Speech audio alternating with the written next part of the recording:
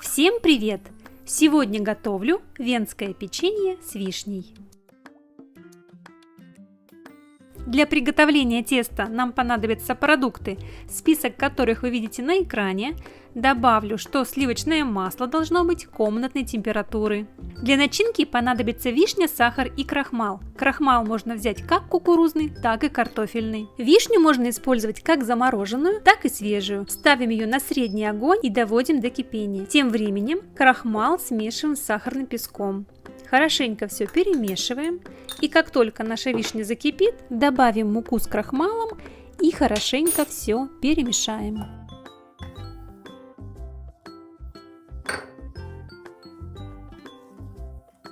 Начинку провариваем в течение 1 минуты. Это необходимо, чтобы крахмал заварился. Выключаем плиту, снимаем с огня. И если у вас ягоды были крупные, то их необходимо немножечко потолочь.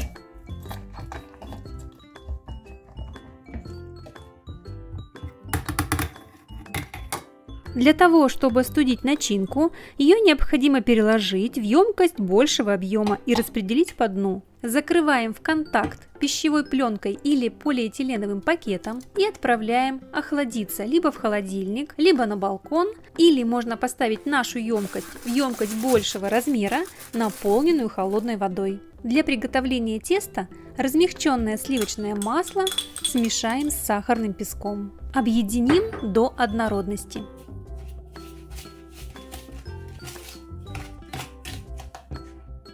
Добавим яйца и опять все хорошенько перемешаем.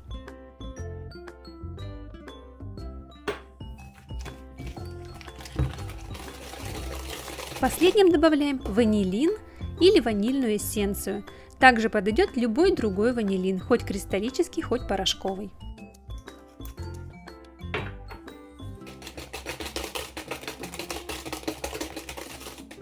Смешаем муку, соль и разрыхлитель. Объединим до однородности.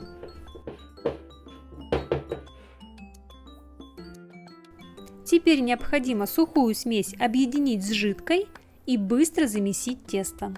Муку удобнее добавлять в 2-3 приема и тесто вымешивать сначала в миске, а потом на рабочей поверхности.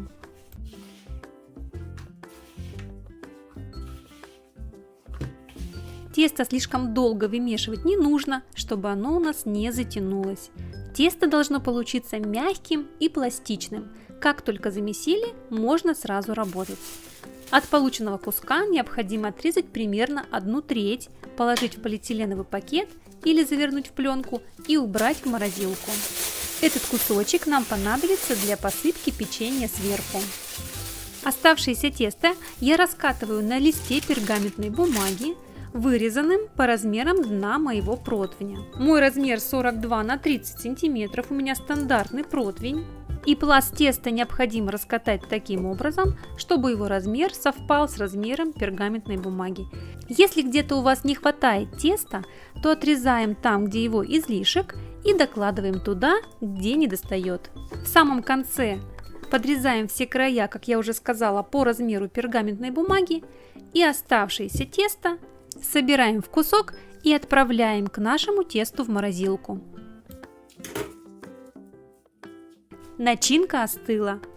Тесто вместе с пергаментной бумагой я перенесла на противень, и теперь распределим начинку по тесту. Кстати, начинку можно использовать как в теплом виде, так и в холодном, полностью охлажденном, но только не в горячем. Распределяем начинку ровным слоем до самых краев. Отложенную часть теста достаем из морозилки и натираем на крупной терке. Я натираю тесто в центр противня, а потом распределяю его ровным слоем к краям.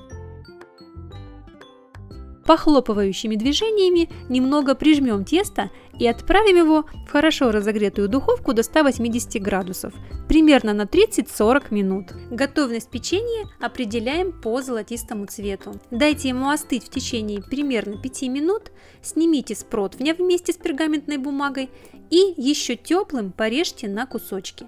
Кстати, чем сильнее вы зажарите печенье, тем сложнее вам будет его разрезать.